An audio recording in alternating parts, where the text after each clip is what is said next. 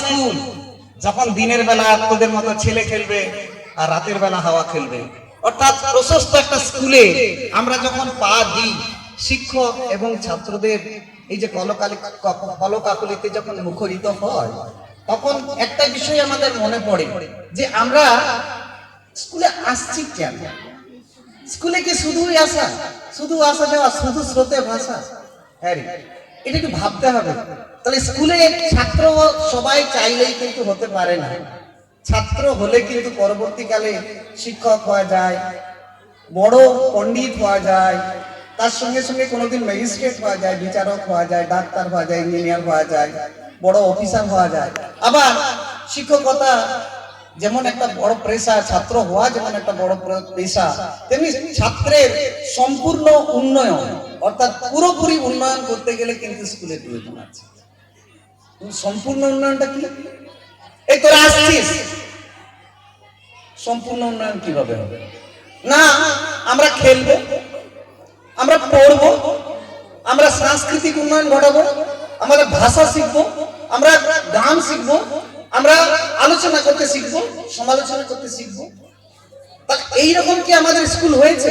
তাহলে দেখা যাক। আমি একটা ইতিহাস বলছি, আমাদের 2024 সালে কি কি ঘটলো, আমাদের স্কুলে 24 সালে কি কি হয়েছে একটু ফিরে দেখি না। 2024 সালে আমাদের স্কুল থেকে আমরা জেলা স্তরে খেলাধুলায় ভালো পার্টিসিপেশন করেছি এবং আমরা এখানে একজন বোধহয় সর্বপ্রথম আমাদের এই 58 বছরের ইতিহাসে ববি মাহাতো রাজ্য স্তরে ডিস্ট্রিক্টে রিপ্রেজেন্ট করেছে। ঠিক এতদিন করতে পারেনি কিন্তু করেছে। তাহলে তার জন্য যেমন একটা হাততালি প্রাপ্য, তেমনি আমাদের সাংস্কৃতিক বিপ্লব ঘটিয়েছে যে কলা উৎসব, সেখানে সাধনা মাহাতো আমাদের ডিস্ট্রিক্টে চ্যাম্পিয়ন হয়েছিল, করম নাচ করে চ্যাম্পিয়ন হয়েছিল, তার জন্য হাততালি হবে। তো তেমনি আমাদের এই যে এনএমএমএসসি পরীক্ষা, এই এনএমএমএসসি পরীক্ষায় জয়পুর ব্লকে গত বছর 4 জন পাস করেছিল এবং আনন্দের কথা এই গোটা ব্লক তাতে 4 জন পাস করেছিল, তার মধ্যে আমাদের স্কুল থেকেই 3 জন। এই এনএমএমএসসি তে আমাদের স্কুল থেকেই 3 জন এবং আরেকজন আরবিডি হাই স্কুল থেকে। তাহলে আমরা পড়াশোনাতেও এগিয়ে যাচ্ছি, খেলাধুলায় এগিয়ে যাচ্ছি, সাংস্কৃতিক উন্নয়নে এগিয়ে যাচ্ছি, সবকিছু। এবং কদিন আগে আমাদের খেলাধুলা হলো, ভালো লেগেছিল খেলাধুলা? এই জোরে বল, কোন ইভেন্টটা সব থেকে ভালো লেগেছিল?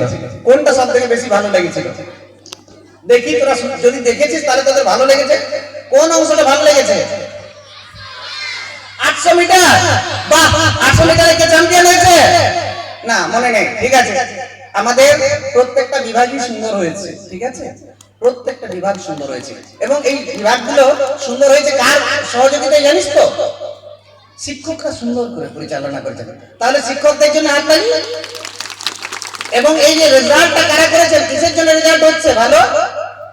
শিক্ষকদের জন্য। কাদের জন্য? তাহলে শিক্ষকদের জন্য হাততালি। সুন্দর অনুষ্ঠানে পারফর্ম করে সাধনা দিদিরা নিয়ে এসেছে পুরস্কার। কার জন্য? শিক্ষকদের জন্য। কার জন্য? তাহলে পুরস্কার আনছে কারা?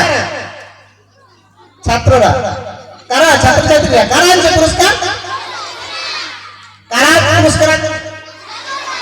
আমি শিক্ষকদের পক্ষ থেকে বলবো, শিক্ষকদেরকে একটু হাততালি দেওয়ার জন্য অনুরোধ জানাচ্ছি আমাদের ছাত্রদের জন্য।